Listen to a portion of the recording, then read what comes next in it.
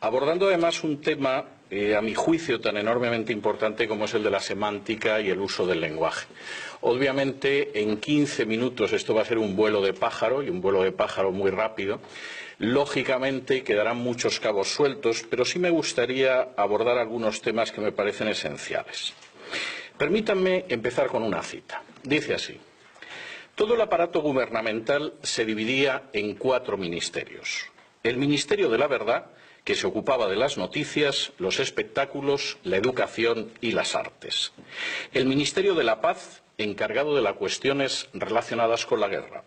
El Ministerio del Amor, que se ocupaba de mantener la ley y el orden. Y el Ministerio de la Abundancia, que era el responsable de los asuntos económicos. La descripción que acaban ustedes de escuchar la escribía en el año 1949 un británico que se llamaba Eric Blair, aunque seguramente muchos sabrán que su nombre de guerra, su seudónimo era George Orwell, y que el libro del que yo he citado es 1984. 1984 describía, en una fecha que ya tenemos 3 décadas a las espaldas, un mundo en el que habría desaparecido la democracia. Y de manera, por cierto, bastante lúcida, me atrevería a decir que brillante, ese mundo en el que habría desaparecido la democracia sería un mundo en el que los únicos regímenes que habría serían precisamente dictaduras socialistas. Eric Blair no escribía porque sí, de hecho tenía una experiencia a las espaldas antes de haber tomado la pluma o la máquina de escribir muy interesante. En el año 1937 había acudido a España a combatir en una milicia de izquierdas y estuvo a punto de ser fusilado, pero curiosamente no por las tropas del general Franco, sino por los agentes de Stalin en España.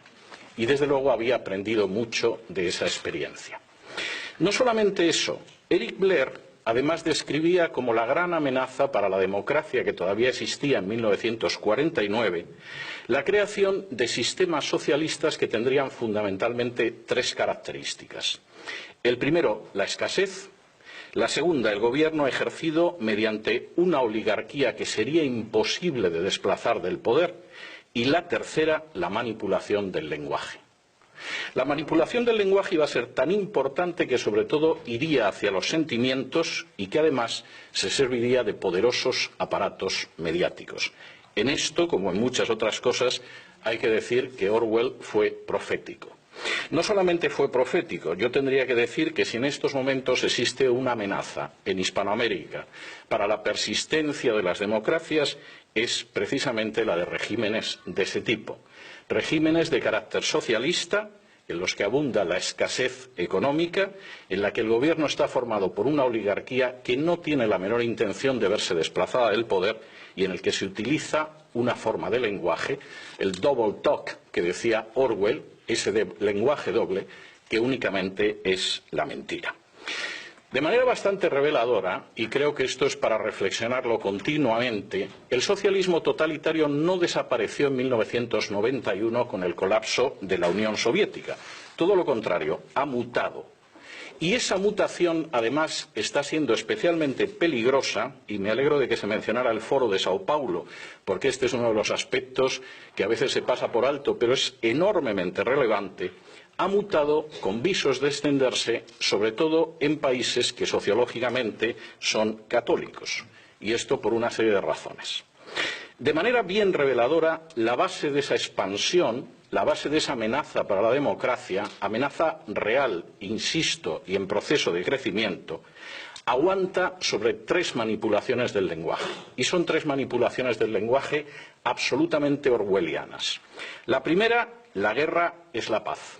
Esa es una antigua historia, una antigua propaganda que viene de la Unión Soviética. El pacifismo era absolutamente soviético, aunque invadieran Hungría en 1956 o Checoslovaquia en 1967, y el pacifismo era una gran arma, sobre todo si no era pacifismo real, sino un pacifismo que sirviera para desarmar a las democracias. Estos nuevos socialismos, que son nada más que mutaciones del antiguo socialismo, no solo pretenden ser pacifistas, sino enfrentarse con los enemigos de la paz, que por definición son Estados Unidos y sus democracias aliadas. La paz se enfrenta con la guerra de acuerdo con esa manipulación del lenguaje. Y eso es algo que se puede contemplar en cualquiera de estos regímenes y, curiosamente, además mostrando que nunca se ha podido utilizar la mentira de una manera más desvergonzada. En Cuba, el ejército sigue teniendo un papel fundamental que no tiene en ninguna democracia. Es más, es columna vertebral de la perpetuación de la dictadura de los hermanos Castro. En Venezuela, el ejército es absolutamente esencial para mantener el régimen chavista. En Nicaragua, el poder sigue siendo ejercido con la alianza de unas fuerzas armadas absolutamente politizadas y que no sirven a los ciudadanos sino a una oligarquía de izquierdas. Y por si esto fuera poco y quedara alguna duda de que efectivamente la guerra es la paz, de acuerdo con esta mentira orwelliana, incluso se traban alianzas internacionales con regímenes que nada tienen que ver con la realidad de Hispanoamérica, como es el régimen de los ayatolás en Irán. Y añadan ustedes a esa ausencia de paz de los que pretenden predicar la paz contra el belicista Estados Unidos, la violencia oficiosa que va de los piqueteros argentinos a las manifestaciones de repudio cubanas o las milicias chavistas, por citar solo algunos de los ejemplos. Es más, sin el uso sistemático de distintas formas de violencia, sin el control de las Fuerzas Armadas y sin la coacción de los más variados tipos, ninguna de estas dictaduras pacifistas se podría mantener 24 horas en el poder. Segunda mentira, la miseria es la justicia de los pobres. El fracaso del sistema socialista es algo, en términos históricos y objetivos, absolutamente innegable e irrefutable. Solamente las cifras que se publicaron en lo que todavía era la Unión Soviética, en la época de Gorbachov y la perestroika, mostraba que la nación tenía un sistema con unas perspectivas absolutamente miserables para ancianos, enfermos o disminuidos físicos o psíquicos. Es más, la supuesta legitimación del Gulag, si es que se puede legitimar el exterminio y encarcelamiento y esclavización de decenas de millones de seres humanos, no existía. Y eso sucedía en una nación que tenía ingentes materias primas, posiblemente el país más rico del globo en materias primas, un sistema educativo de elevadísimo nivel y cuadros disciplinados y preparados. Asuman ese mismo sistema en naciones como Cuba, Bolivia, Venezuela, Ecuador, Nicaragua o Argentina, que ni tiene esa riqueza, ni esos cuadros, ni ese sistema educativo, y a nadie le sorprenderá la miseria. Pero el recurso a la mentira resulta obligado para disfrazar la miseria y la mala gestión de justicia para los pobres. Los ejemplos son muchos, no me puedo detener en todos ellos, pero por ejemplo, es la insistencia en culpar de todos los males económicos de las naciones de Hispanoamérica al régimen capitalista, cuando es muy dudable que en la mayor parte de Hispanoamérica, con las excepciones y los matices que ustedes quieran, haya habido jamás un régimen capitalista. Si por régimen capitalista entendemos el libre mercado, la libre competencia y la justicia independiente. Me permitirán que les diga que, en mi opinión, en Hispanoamérica, en términos generales, lo único que ha habido siempre es una continuación del sistema hispánico de riqueza. Es decir, la riqueza no viene de la libre competencia, del talento o de la independencia judicial, sino que viene de la cercanía con el poder político. Y eso quizá explica por qué no ha aparecido ningún Steve Jobs o ningún Bill Gates al sur del Río Grande. Porque en realidad todos sabemos que hasta esas dictaduras socialistas están creando sus propias oligarquías y que los nuevos millonarios, por ejemplo en Venezuela, no es gente de especial talento o con especial capacidad para crear riqueza, sino gente más cerca del calorcito que da el poder. No es de lo mejor que evidentemente trajimos o trajeron los españoles a América.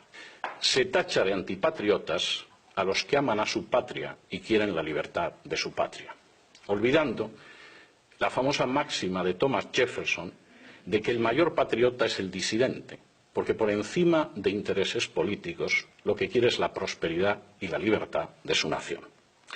Tercera mentira, las tinieblas son la luz. El impacto de estos sistemas debe muchísimo, aparte de al poderoso aparato de propaganda y, por supuesto, al respaldo internacional, al hecho de que hay una tierra de cultivo que es especialmente favorable. Naciones que han sido maceradas desde hace décadas con conceptos y términos como la opción preferencial por los pobres, o el asistencialismo, o el recelo hacia la economía de mercado, que han padecido, permítanme que utilice ese verbo, la teología de la liberación, eran cultivo abonado para que en un momento determinado creciera la planta siniestra del socialismo totalitario. Y esto era claro ya en los años 70. Cualquiera que sufriera la enorme agonía estética de leer un libro de uno de los teólogos de la liberación brasileño, Frei Beto, titulado Fidel y la religión, donde el dictador cubano pretendía aunar, más bien pervertir y subvertir categorías de pensamiento cristianas para amaestrarlas hacia el comunismo, sabe de lo que estoy hablando. Y cuando los hermanos Boff, posiblemente los teólogos más importantes de la liberación, decían que su base de trabajo era la Biblia, pero su instrumento de análisis era el marxismo, desde luego no estaban hablando por hablar.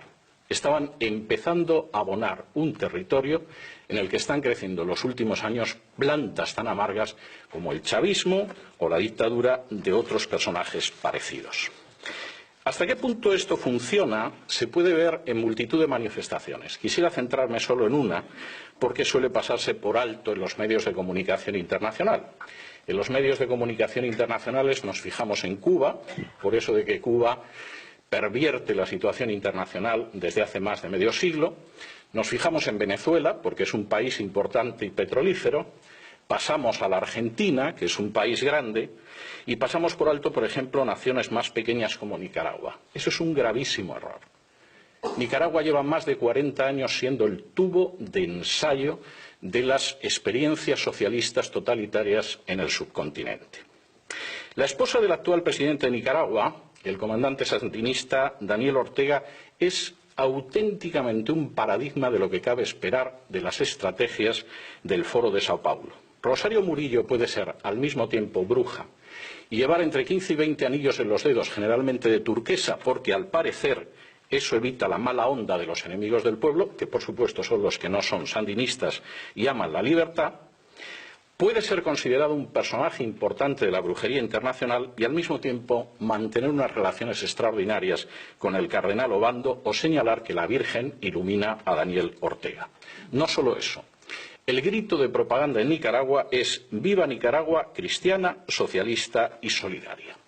Y presentando al cardenal Obando, antiguo disidente y yo diría que enemigo valiente del régimen sandinista, Rosario Murillo decía lo siguiente: «Te tenemos aquí para invocar al Altísimo, al Todopoderoso, al Gran Espíritu, al Supremo Hacedor, a la fuerza que nos mueve desde la vida hacia la vida, con nosotros en esta plaza de la fe San Juan Pablo II, su eminencia reverendísima Cardenal Miguel Obando y Bravo». Para añadir a continuación, puro Foro de Sao Paulo: «Cardenal Miguel, eres esa luz de esperanza y fe, viva el cardenal, nuestro amigo fiel». Y por supuesto en Nicaragua la revolución se llama la Revolución del Amor.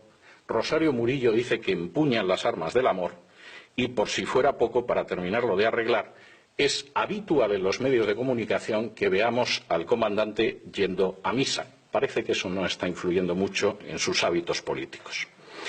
Que todo esto se parezca algo a lo contenido en las páginas de la Biblia es dudoso, pero que resulta efectivo políticamente esa perversión del lenguaje es absolutamente imposible de negar. Quizá, a fin de cuentas, como escribía Pablo de Tarso, a Satanás no le cuesta mucho convertirse en ángel de luz. Quizá, y concluyo, esta tarea, la tarea de mostrar la falsedad del lenguaje, la utilización de la mentira, la perversión de valores queridos para millones de personas, vaya a ser la tarea más relevante de nuestro tiempo. Porque implica identificar primero y denunciar y combatir después cómo detrás de los cacareos en favor de la paz se plantan las semillas de la violencia y de la sangre. Cómo detrás de las proclamas de justicia para los parias de la tierra se agazapa un futuro de escasez, de pobreza y de miseria. Y cómo detrás de las apelaciones más nobles del ser humano, como la de justicia, no hay sino una ansia de poder dispuesta a pactar con cualquier instancia para mantenerse despóticamente. habría quizá que ir desgranando la realidad para descubrir, como dice un refrán de mi tierra natal, que muchas veces detrás de la cruz quien se agazapa es el diablo. Pero hay que hacerlo con una finalidad, y es la de que el futuro de esos pueblos que amamos y que compartimos una herencia común puedan conocer al final y a la postre los frutos más deseables de la democracia: la prosperidad, la paz y la libertad. Y para esa tarea resulta indispensable el distinguir lo verdadero de lo falso, lo real de lo propagandístico y lo auténtico de lo ficticio. Habrá que asumir, como decía una de las personas que me ha precedido en el uso de la palabra, que al final existe una enorme carga de realidad en esa máxima de Jesús que afirmaba: conoceréis la verdad y la verdad os hará libres, porque si os dejáis llevar por la mentira, solo podréis aspirar a ser esclavos. Muchas gracias.